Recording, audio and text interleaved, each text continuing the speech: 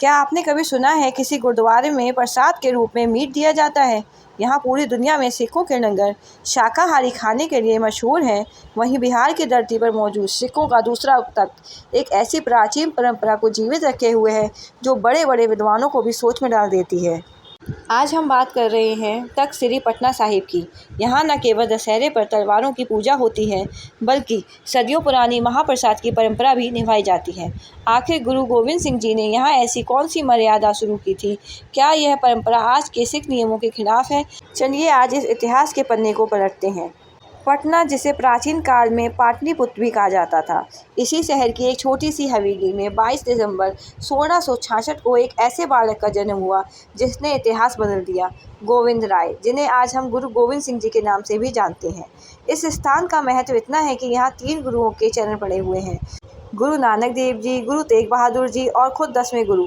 यहाँ सुरक्षित रखा गुरु साहिब का सोने की परत वाला पालना और उनके बचपन की छोटी तलवारें आज भी उस दौर की गवाही देती हैं जब गुरु साहिब यहाँ की गलियों में युद्ध अभ्यास किया करते थे। अब हम बात करते हैं उस सवाल पर जो सबके मन में है, मीट की परंपरा। दोस्तों, सिख धर्म में 2 तरह की विचारधाराएं साथ चलती हैं, एक संत रूप और दूसरा सिपाही रूप। गुरु गोविंद सिंह जी ने सिखों को खालसा बनाया, यानी योद्धा। पुराने समय में निहंग सिंह जंगलों में रहते थे और शिकार करके अपना निर्वाह करते थे। तख्त श्री पटना साहिब और तख्त श्री हजूर साहिब में आज भी पुरातन मर्यादा का पालन होता है। यहाँ की झटका परंपरा। हलाल के विपरीत झटका का मतलब है एक ही बार में जीव को मुक्त करना। यहाँ योद्धाओं की मर्यादा होती है। दूसरी यहाँ पे होती है शस्त्र पूजा। दशहरे और विशेष अवसरों पर गुरु साहिब के शस्त्रों को स्नान कराया जाता है और परंपरा के अनुसार बकरे का झटका किया जाता है। फिर यहाँ होती है तिलक की रस्म। मानता है कि पुराने समय में इसी रक्त से शस्त्रों का तिलक किया जाता था ताकि योद्धाओं में वीर रस बना रहे। फिर बारी आती है महाप्रसाद की। इस मांस को लंगर की दाल रोटी में नहीं मिलाया जाता। यहाँ अलग से तैयार होता है और केवल उन्हीं को दिया जाता है जो इसे स्वीकार करना चाहते हैं। इसे महाप्रसाद भी कहा जाता है। यहाँ एक दिलचस्प मोड़ आता है। शिरोमणि गुरुद्वारा प्रबंधक कमेटी, जो अमृतसर से काम करती है, गुरुद्वारों में मांस परोसने से सख्त खिलाफ है।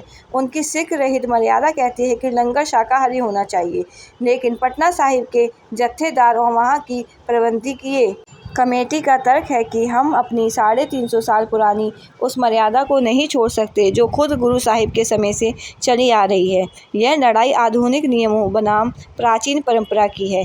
यही कारण है कि पटना साहिब में आज भी वह रूहानियत और योद्धा संस्कृति महसूस होती है जो शायद कहीं और नहीं होती होगी। पटना साहिब सिर्फ शस्त्रों और मांस की परंपरा तक ही सीमित नहीं है। यहाँ पास ही में एक गुरुद्वारा बाल नीला मैनी साहिब है। यहाँ की रानी गुरु साहिब के पुत्र की तरह प्यार करती थी और उन्हें चने पूरी खिलाती थी। आज भी यहाँ आने वाले हर श्रद्धालु को चने और पूरी का प्रसाद मिलता है। यह स्थान गुरु साहिब के कोमल और प्रेमपूर्ण स्वभाव का भी प्रतीक है। तख्त श्री पटना साहिब की यह धरती हमें सिखाती है कि धर्म केवल शांत बैठकर माला जपना नहीं होता, बल्कि अन्याय के खिलाफ शस्त्र उठाना और अपनी जड़ों से जुड़े रहना भी होता है। चाहे वह महाप्रसाद की परंपरा हो या गुरु साहिब की वीरता की कहानियाँ, यह स्थान हर भारतीय के लिए गर्व का विषय है। दोस्तों, क्या आप कभी पटना साहिब गए हैं? क्या आपको लगता है कि पुरानी परंपराओं को आज भी इसी तरह संजोकर रखना चाहिए? अपनी राय कमेंट में ज़रूर दें और अगर आपको वीडियो की जानकारी अच्छी लगी तो इसे शेयर करें और वाहिगुरु जी का खालसा कमेंट में ज़रूर लिखें। Thank you.